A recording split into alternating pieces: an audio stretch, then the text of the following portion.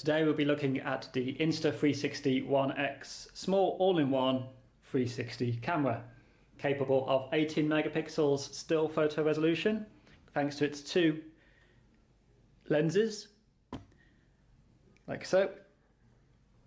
And I'll be going through some of the features of this device, how to set it up to your connection on your phone so we can see what it sees, and general specifications of such a unit. So this has a variety of options, so it can do 5760 by 2880 at 30 fps, 3840 by 1920 at 50 fps, 3008 by 1504 at 100 fps as video resolutions. And obviously, as you can see here, it's also capable of 24 fps as well. It has a built-in 6-axis gyroscope stabilization, so it gives you a fairly smooth, stabilized video. You can live stream with it, so live streaming through this device involves opening up its little side hatch here, which is a little bit tricky to do. There we go.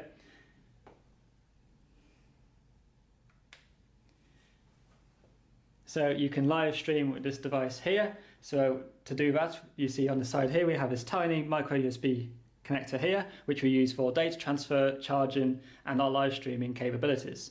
So annoyingly, I find that to actually live stream with this device, I have to actually plug it into a phone or tablet that's connected to a Wi-Fi signal, because that's just the way it seems to work. When I've tried to stream with it without being any such connection, the results have been, well, non-existent, to say the least. It takes a micro SD card, which is currently stored at the bottom of the unit, and it has a removable battery which is available in the side compartment here, like so.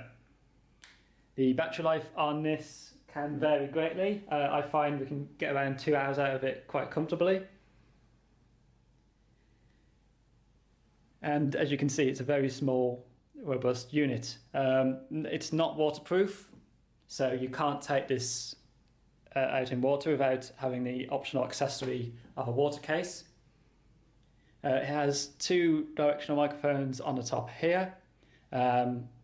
It's capable. It's also got one at the top here and supposedly one at the bottom. It's supposed to have 4 quad-core quad stereo recording speakers, but the quality of that is not amazing. There is an optional accessory you can buy to plug at the bottom, which gives you more binaural sound effect. So this device here has its own inbuilt menu, so we have 2 buttons on the front here.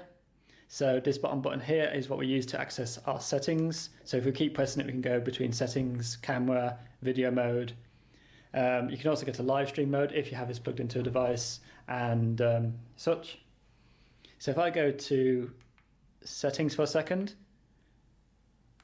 so to select my options, I press the big button. So I press this to go through the options and then this to go confirm.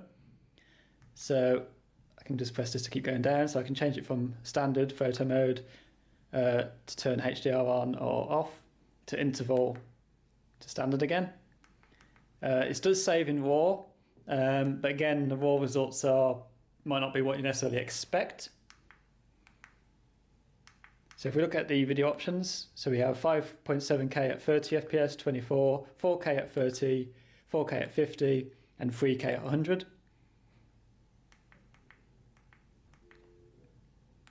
We have more options if we actually connect it to our device. So in order to do that, this actually outputs its own Wi-Fi signal.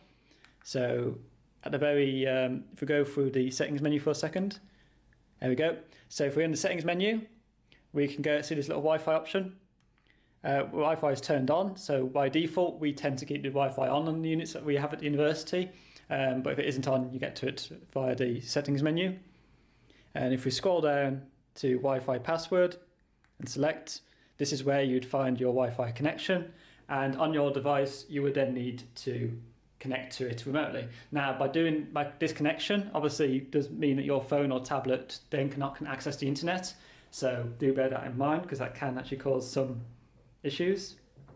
So I'm just going to load up the Insta360 app on my phone, so just bear with, and you'll soon be able to see what the camera sees. Let me just come out of this menu for a second. And we turn to video mode. Let's make sure all that's okay.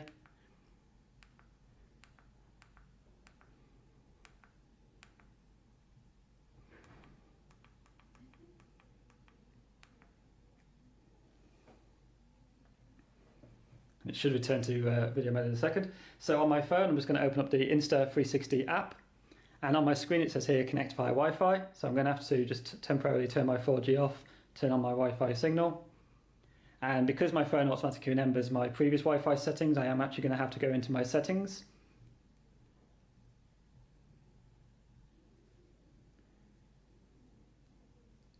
So in my settings, I should have my options of cameras down here. So because I've already set this phone up with this device, it's already stored the information on here. So I can already see the 1X and then the code name. This is where if I selected this, it would ask me for a password if it wasn't set up already. You can only have one device connected to it at a time. So again, if you're working in a team of people, do bear that in mind.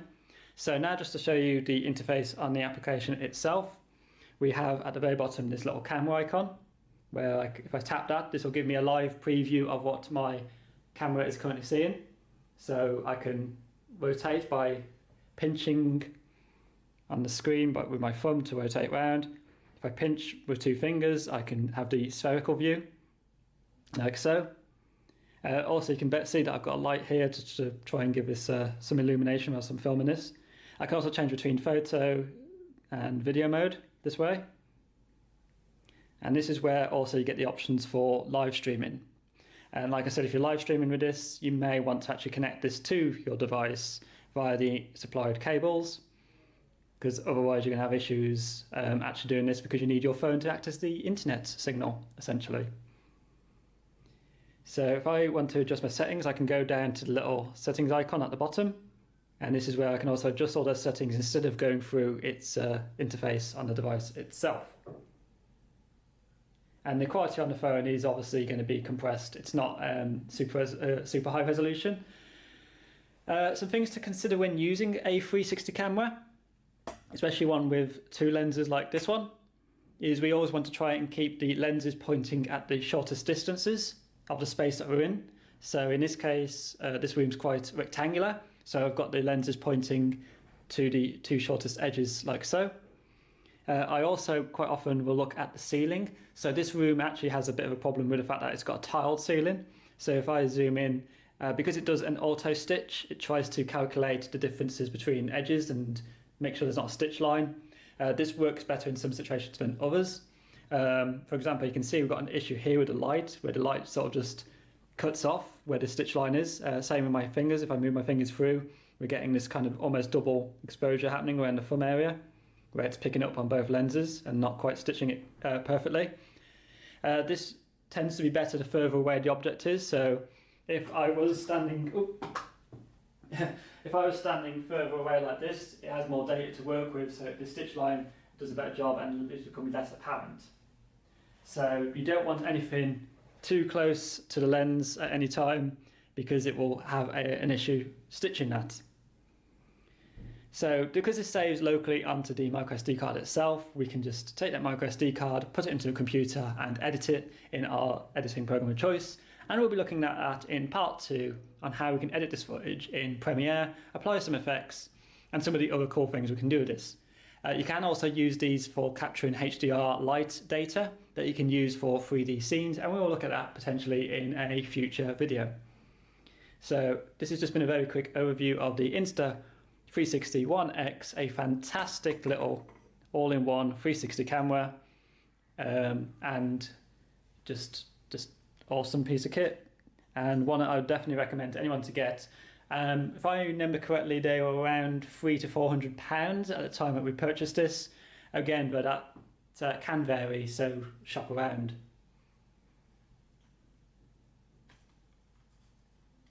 Thank you for watching.